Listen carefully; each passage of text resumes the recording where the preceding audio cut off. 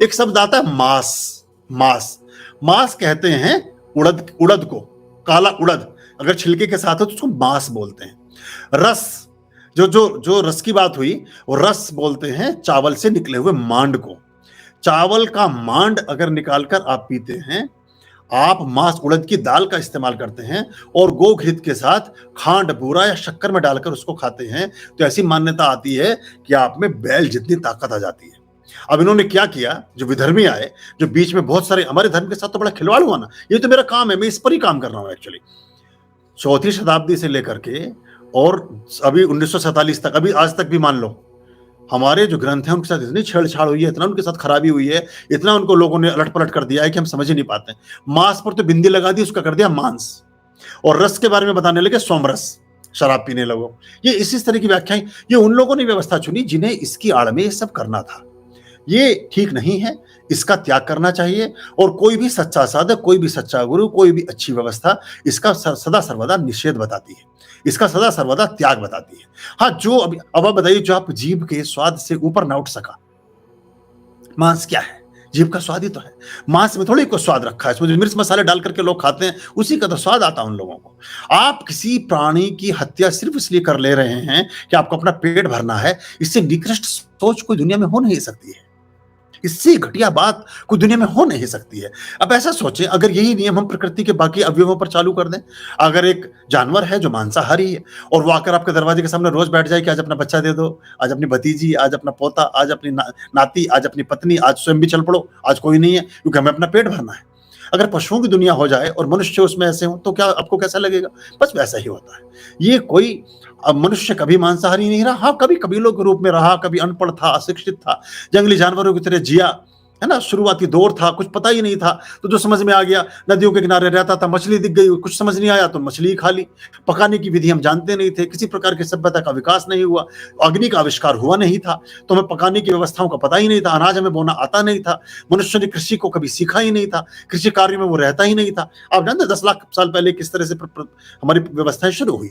10,000 साल पहले मतलब 1 लाख साल पहले पहिए का आविष्कार हुआ, फिर चीज मेसोपोटामिया और जो मोहनजोदड़ो की पूरी सभ्यता है उससे आप देखना शुरू करेंगे और भारतीय पद्धति से वो चीजें आती हैं। तो वो उस दुनिया के अगर आप आदमी हैं तो एक अलग, अब तो उस दुनिया के आदमी आप हैं नहीं, तो आपके पास सैकड़ों प्रकार के फल, सैकड़ों प्रकार की दालें, सैकड़ों प्रकार के अनाज, सैकड़ों प्रकार की वनस्पति, उसके बाद भी अगर आप उसमें मांस मछली और इस सब में पड़े हैं तो आपका उत्थान में बहुत संशय है, बहुत मुश्किल होगा, समस्या आती है फिर, और कहीं ना कहीं फिर जाकर के दिक्कतें आती हैं।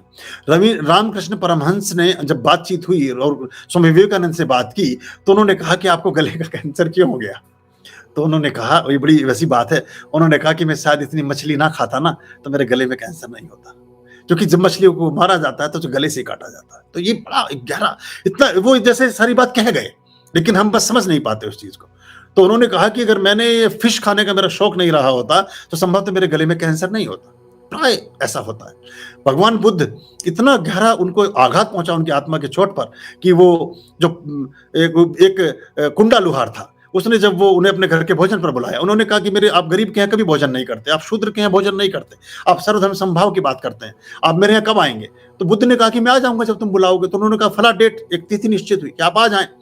कुंडा लुहार के यहाँ गए, वहां जहाँ बुद्ध का प्राणांत हुआ, वहां वो स्थान है आपका कुशीनगर, मैं विजिट किया हुआ, मैंने देखा उसको। तो कुशीनगर से लगभग 10 किलोमीटर की दूरी पर कुंडा लुहार का घर था, बिहार में पड़ता है। तो वो उसके यहाँ गए, तो उसने क्या किया कि वो चूंकि उनके खाने की वैसी व्यवस्था थी तो उन्होंने उसमें मांस पका दिया। और ऐसा भी कहा जाता है कि उसमें कुछ और लोगों की साजिशें और चालें भी थी, क्योंकि बुद्ध का वचन यह था जो थाली में आ जाए उसे खा लेना है।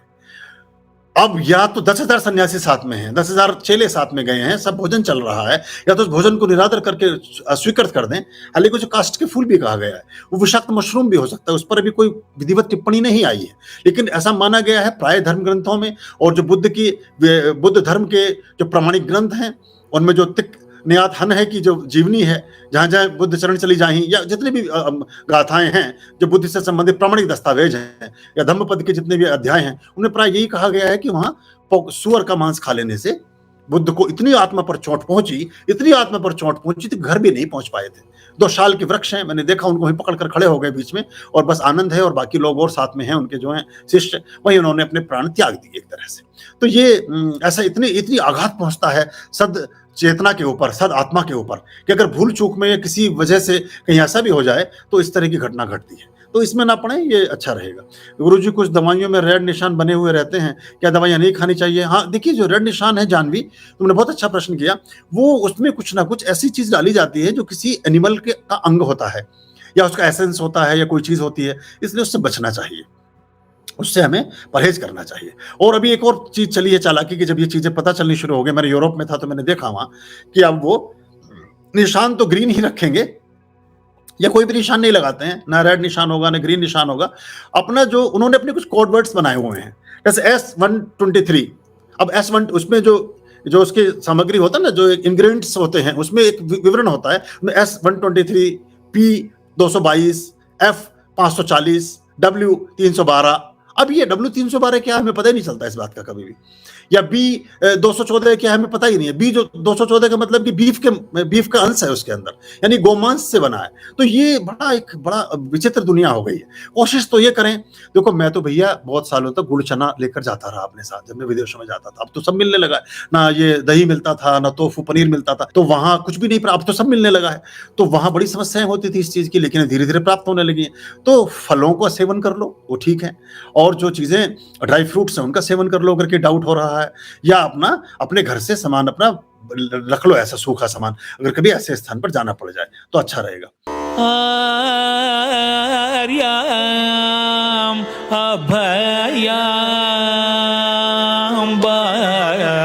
भज रे चित संततम आर्याम